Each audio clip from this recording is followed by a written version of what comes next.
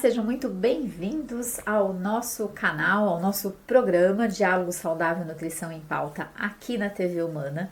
Nesse espaço a gente conversa um pouquinho sobre alimentação e nutrição, sobre alguns mitos e curiosidades que possam ser interessantes aí para você. Eu sou Raquel Gonçalves, sou nutricionista, tenho mestrado e doutorado na área clínica e trabalho com atendimento nutricional. E o tema do nosso programa de hoje será o sal. Será que existe um sal melhor do que o outro? Será que o nosso sal precisa realmente ser rosa? Sal rosa do Himalaia, o famoso sal rosa? Então fica aqui que a gente vai falar um pouquinho sobre isso. O tema de hoje é sobre sal. E começando a falar sobre sal, aqui eu já coloco essa questão em pauta. Qual é o objetivo de utilizar sal, né? Por que é que o ser humano utiliza sal na culinária? Se pararmos para pensar, o objetivo é salgar. E é exatamente esse. Então, nós utilizamos sal para salgar, para dar sabor, né? Para realçar o sabor dos nossos alimentos. E cá entre nós, a maioria das pessoas gostam mesmo de uma alimentação, de uma preparação, adicionando um salzinho ali que dá um sabor realmente diferenciado. E isso é fato. Então, vamos começar já falando sobre esse assunto. O nosso objetivo, portanto, dentro da culinária é salgar o alimento. Então, a gente tem que ter na composição daquele sal uma substância chamada cloreto de sódio, que é o que confere esse gosto salgado, que quando chega nas nossas papilas gustativas, dá essa sensação do sal, né, do sabor aí gostoso do nosso alimento. E todos os tipos de sal que nós encontramos no mercado, eles têm cloreto de sódio, que é o que vai proporcionar esse gostinho aí salgado. Se o nosso objetivo é salgar o nosso alimento, a princípio, pouco importa o tipo de sal que nós vamos usar, não é mesmo? E vamos nessa conversa mais ou menos por aí. Eu vou explicar um pouquinho agora, falar um pouquinho de cada tipo de sal e aí depois a gente vai chegar a uma conclusão. Será que um sal é melhor do que o outro ou não? E eu vou começar aqui falando sobre o nosso sal, o mais comum, que é o sal refinado, o sal de cozinha, que todo mundo usa, que tem com certeza na cozinha de todas as famílias aí para o preparo das refeições. O que é esse sal refinado e de onde ele vem? No Brasil, a maior produção de sal vem do estado do Rio Grande do Norte. Então lá nós temos grandes salinas, né, que são as produtoras de sal, e o sal é extraído da água do mar. A nossa água do mar é salgada. Então se utiliza realmente esse processo de evaporação da água do mar, e aí o que fica ali naquelas salinas é o resíduo, né, do sal, porque a água evaporou, o sal fica ali na superfície e esse sal é totalmente extraído desta região por evaporação de água salgada. A partir daí, esse sal ele é levado para a usina de beneficiamento, lá para a refinaria do sal. E nessa refinaria, esse sal que ele vem com sujidades, né, da própria salina e também carregado de outros minerais ali, que não é só sal que tem ali no meio, afinal a água do mar não é só sal que tem ali, né, nós temos outros compostos, vem junto, tudo junto com o sal. Chegando lá na refinaria, esse sal ele é lavado, literalmente, é isso mesmo. Então esse sal é lavado, bastante água, para retirar o que eles chamam das impurezas, mas junto com essas impurezas já sabemos que vão coisas boas também, né? Então assim, os minerais que estão ali presentes acabam sendo lixiviados, acabam sendo carregados por essa água de lavagem do sal. Então esse sal ele é bastante lavado para que ele fique mais clarinho, porque o que as pessoas normalmente desejam é que sal seja mais branquinho, então ele é lavado intensamente. Depois, passado esse processo de lavagem do sal, ele passa por um processo, claro, de secagem e depois de moagem, porque ele vem com os grãos irregulares, maiores, enfim, lá da salina. E o que a gente gosta muito, né, no Brasil, é cozinhar com um sal mais fininho, ou então ter esse sal mais fininho para colocar no saleiro, para poder salgar alguma coisa ali à mesa. Então esse sal passa por um processo de moagem para deixar esse grãozinho de sal bem fininho, bem pequenininho, um cristal bem fininho.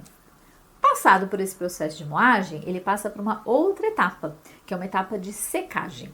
Então, se aplica ali, né, uma temperatura muito alta, que chega ali às vezes até 300 graus, para que realmente retire o máximo possível de umidade desse sal. Lembrando aqui que o sal ele tem uma característica de juntar água, né? Então, isso eu acho que quem tem em casa, por exemplo, o saquinho de sal e deixa aberto durante muito tempo, a gente percebe que o sal fica úmido, porque é uma característica do sal e do açúcar também, de reter a umidade, inclusive a umidade do ar. Então lá na indústria de beneficiamento desse sal, ele é submetido a altas temperaturas, que é para realmente tirar o máximo de umidade que se pode dele, e aí ele vai ficar um pozinho sequinho, fininho. E aí, nesse processo, pode ser que seja pulverizado por cima desse sal alguns aditivos alimentares que têm como característica não deixar esse sal grudar, formar os gruminhos ou não deixar esse sal ficar úmido, que aí nós temos os antiumectantes ou os antiaglomerantes, né, que são pulverizados em cima desse sal antes de eles serem embalados, ensacados e irem para o mercado para consumo. Mas aqui, lembrando que tudo que é adicionado no alimento, no caso do sal, que é um ingrediente, é obrigatório por lei que vem escrito no rótulo. Então, se você pegar um saquinho lá no mercado e estiver lá no seu ingrediente, né, que é somente sal refinado, sal de cozinha, cloreto de sódio, basicamente é isso que tem dentro do pacotinho ali. Porém, se for adicionado algum tipo de antiaglomerante ou antiumectante, é para estar escrito lá, né? Ou uma sigla, ou então o nome mesmo do produto, do aditivo que foi adicionado nesse sal. Então, no rótulo a gente já consegue identificar se tem alguma coisa diferente ali dentro que não seja só o cloreto de sódio que foi extraído lá da água do mar. Falado isso, vamos para o segundo tipo de sal que também encontramos no mercado hoje com uma certa frequência, que é o sal marinho. Mas eu acabei de falar agora que o sal refinado vem do mar, e esse sal marinho vem do mesmo lugar? Sim, do mesmo lugar, exatamente do mesmo lugar. Então, o sal marinho é o sal feito da mesma forma, ele é extraído lá da água do mar por evaporação dessa água do mar.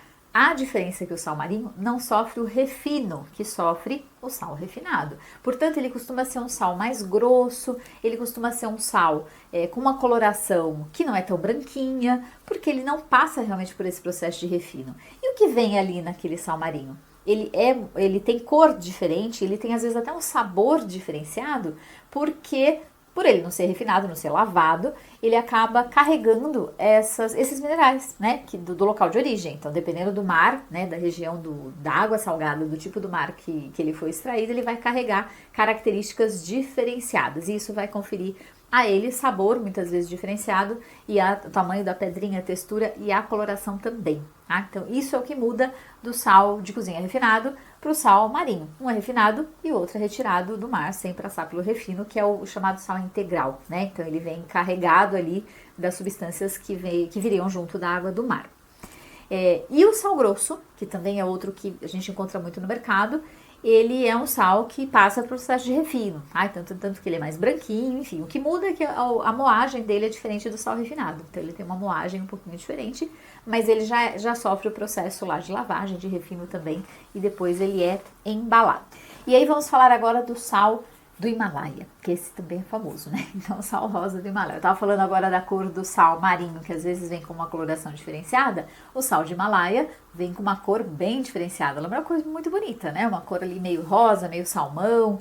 E essa cor do sal do Himalaia, ela é caracterizada pela presença não só do cloreto de sódio, que é sal, afinal de contas, mas do óxido de ferro. Então, o sal do Himalaia, lá nas minas, lembrando que o sal do Himalaia não é um sal marinho, ele é um sal gema, que nós chamamos. Sal gema é quando esse sal ele é extraído de uma região que não é por evaporação de água do mar. Ele é extraído de rocha, ele é extraído de uma mina. Então, no caso lá, né, da região do Himalaia, é feita a extração desse sal gema. Esse sal, nesta região especificamente, tem uma característica de ter uma concentração maior de óxido de ferro, que confere essa coloração rosada. E não só, como ele é um sal também integral, ele não é um sal refinado, ele vem já com as pedrinhas maiores e vem junto com ele também outros tipos de minerais. Então, por isso que se fala que o sal rosa ela é rico em minerais, porque realmente acaba vindo junto magnésio, cobre, manganês, enfim, outros tipos de minerais que não só o cloreto de sódio e não só o óxido de ferro, né, que confere a ele uma característica aí diferente e também, claro, de sabor. Afinal de contas, ele é retirado de outra região, de forma integral, acaba tendo um sabor aí diferente também, que algumas pessoas conseguem detectar, perceber esse sabor. E um outro sal que nós encontramos no mercado é o sal light. Mas o que é esse sal light? Afinal de contas, light é reduzido em caloria, é reduzido em gordura, é reduzido em açúcar e sal é reduzido em quê? Em sódio, porque afinal de contas, lembrando aqui que o sal tem sódio, né, que é para salgar. Então, quando a gente fala em sal light, é um sal que é reduzido no teor de sódio. Então, ele tem que ter no mínimo 25% de redução do teor de sódio na composição. O que a indústria de alimentos faz? Se a gente tem que reduzir o sódio, vamos tirar cloreto de sódio e vamos adicionar outra coisa no lugar. E essa outra coisa é cloreto de potássio. Então, nós temos um sal em que há mistura de cloreto de sódio com cloreto de potássio. E aí, no final dessa história, nós temos um sal que tem um sabor diferente, que salga de forma diferenciada, e quem já experimentou aqui vai concordar com o que eu estou falando. O sabor não é o mesmo, afinal. Então, quando nós utilizamos o sal light para salgar uma salada, uma preparação, a gente percebe que ele não salga tanto quanto o nosso sal com cloreto de sódio. Esse é um perigo, porque muitas vezes as pessoas não são orientadas e elas acabam adicionando cada vez mais sal para chegar naquele sabor que ela deseja e acaba nesse momento consumindo praticamente a mesma quantidade de sódio e de quebra ainda ingere um monte de potássio ali junto, né? Porque não atinge o sabor que ela desejava. Então esse é um perigo do uso do sal light, porque a gente precisa, na verdade, orientar a pessoa que vai utilizar que aquele sabor final não será o mesmo, não vai salgar da mesma forma e que ela não é interessante ela aumentar a quantidade do sal, né? Porque se afinal de contas estamos usando um sal light, é exatamente para ela poder reduzir a ingestão do sódio e não aumentar.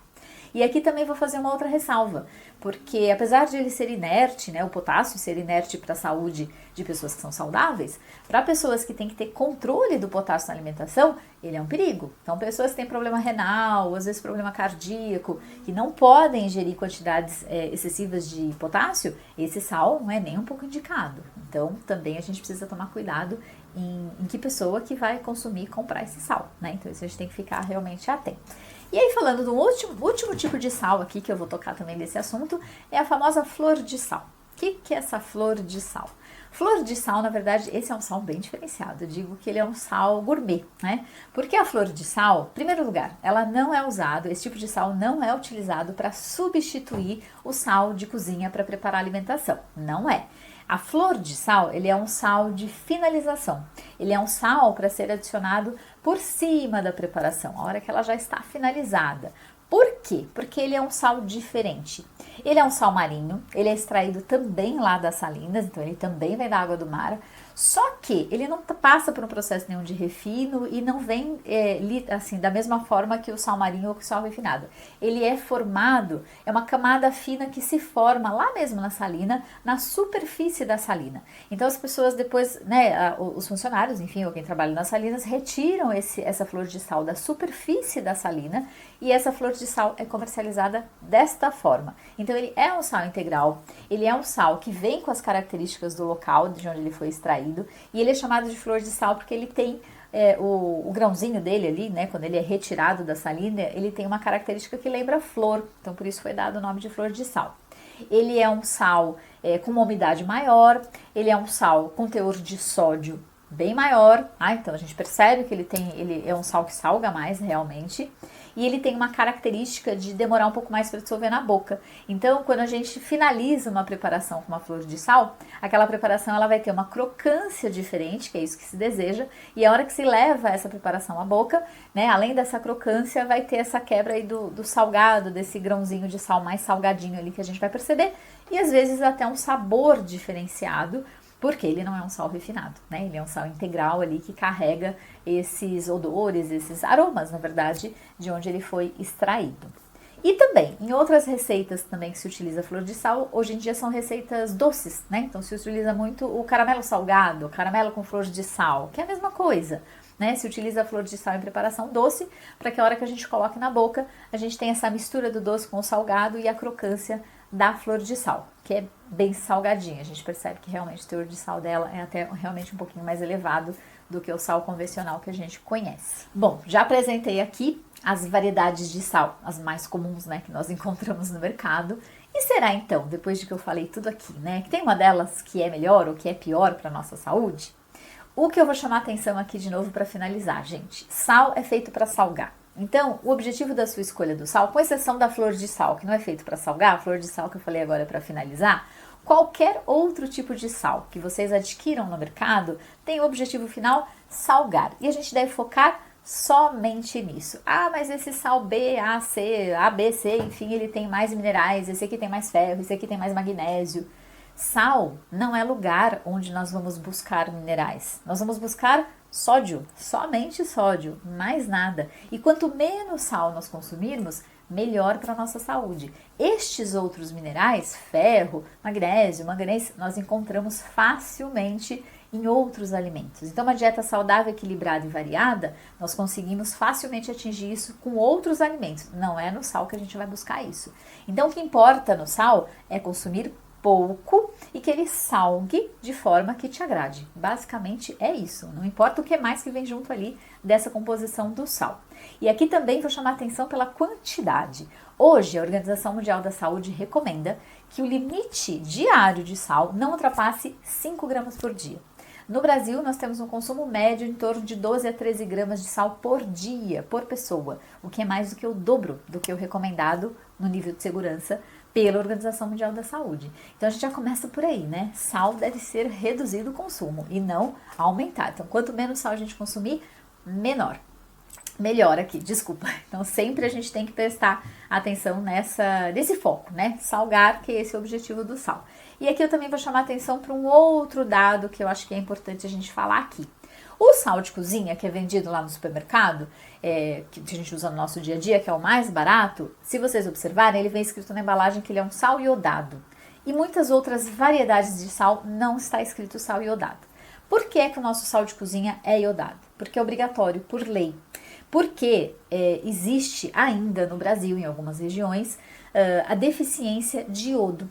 E a deficiência de iodo, ela causa uma doença chamada bócio, que por incrível que pareça, em algumas regiões do mundo, o Brasil, né, também está incluído ali, nós temos ainda pessoas que sofrem com falta de iodo e aí desenvolvem essa doença que é o bócio, que é o aumento da tireoide por má função da tireoide. A nossa tireoide precisa de iodo para funcionar de forma correta. Se eu não tenho iodo, ela começa a ficar grande, então forma aquele caroço, aquele calombo no pescoço. Isso é característico da tireoide hipertrofiada, maior, porque tem alguma disfunção aí, muito relacionada com a falta de iodo. E uma forma que a Organização Mundial da Saúde, inclusive, recomenda para que a população tenha iodo, né, suficiente para evitar aí uma doença, né, o aparecimento do bócio, é colocar o iodo no sal, que afinal de contas é um ingrediente barato, que com certeza está na mesa de todos os brasileiros e assim todo mundo consegue receber iodo e não ter problemas de deficiência. Então isso é importante também. Quando nós trocamos o tipo de sal e esse sal sai fora daquela obrigatoriedade da presença do iodo, nós também precisamos levar em consideração que esse sal não tem iodo, então esse iodo precisa vir de outro lugar, porque iodo é importante na nossa alimentação, no nosso dia a dia. E sódio também, a gente está falando aqui que sódio faz mal, que o excesso faz mal, mas a falta também não pode ocorrer, tá? Porque nós precisamos de sódio para que eu tenha um equilíbrio hidroeletrolítico aí do nosso corpo, então nós precisamos de sódio, mas o problema do sódio é o excesso, porque falta a gente nunca tem, né? O problema está sempre relacionado ao excesso. Um outro detalhe que eu queria só para finalizar também esse vídeo, falar sobre essa história das escolhas do sal, é que quando a gente começa, né, a ter muita evidência no mercado de um produto, no caso aqui do sal, né, que acaba ser super valorizado, como o sal rosa do Himalaia, a gente tem que tomar muito cuidado com as fraudes, porque são tipos de produtos que são mais caros e aí automaticamente começa a existir por detrás as fraudes, né? E aí nós já sabemos de relatos de venda de sal rosa do Himalaia, que na verdade não é sal rosa do Himalaia, é sal grosso colorido artificialmente vendido como sal rosa do Himalaia. Então, assim, benefício nenhum a gente vai ter de consumir aquele sal, muito pelo contrário, porque não sabemos o que tem ali dentro. Lembrando que é uma fraude, o que tem no rótulo de um produto que é confiável, a gente sabe que está dentro do pacote. Agora, quando a gente tem realmente fraude, nós teremos um problema a mais, porque além de consumir o sal, você está consumindo ali algo que a gente não sabe exatamente o que tem dentro do seu saquinho ali, ou do frasquinho do sal rosa. Então, tomar cuidado em relação à escolha do tipo de sal, para não cair nessas armadilhas também. Enfim, o que eu gostaria de deixar de recado é o seguinte, gente, sal é para salgar, não importa qual é o tipo de sal que você vai utilizar, ter consciência da quantidade é o mais importante, não busque no sal outra coisa que não seja o sódio, porque é isso que a gente busca ali, não tem risco para a saúde nenhum utilizar o sal refinado, porque ele perdeu minerais, porque o objetivo nosso é salgar, então tranquilo usar o sal refinado, tranquilo usar o sal marinho ou qualquer outro sal, mas lembrando aqui da história do iodo, não é? Então assim, se vai consumir um sal que não tem iodo, só fique atento em relação né, no decorrer aí do tempo, ou colocar na sua dieta alimentos, peixes, enfim, frutos do mar, que tragam iodo de uma outra forma, que não seja através do sal. Então esse é um recado aqui que eu queria deixar no final desse vídeo, mas que todo mundo está livre para escolher o sal que quiser para cozinhar, para colocar no dia a dia, sempre com moderação. Lembrando, nós não temos, do ponto de vista nutricional, nenhum sal que seja superior que o outro, porque nós não temos evidências científicas enaltecendo, mostrando que um sal seja superior do que o outro. E sal não é lugar de buscar nutrientes, sal é local de buscar sódio para salgar aquilo que a gente deseja no nosso dia a dia, sempre com moderação. Espero que tenham gostado, que tenha esclarecido um pouquinho sobre esse tema do sal e convido vocês a ficarem sempre, né, à espera dos próximos programas que trazemos aqui assuntos que na maioria das vezes acabam sendo interessantes ou desvendam alguma curiosidade aí, né, que as pessoas têm em relação à alimentação. Muito obrigada e aguardo vocês nos próximos programas.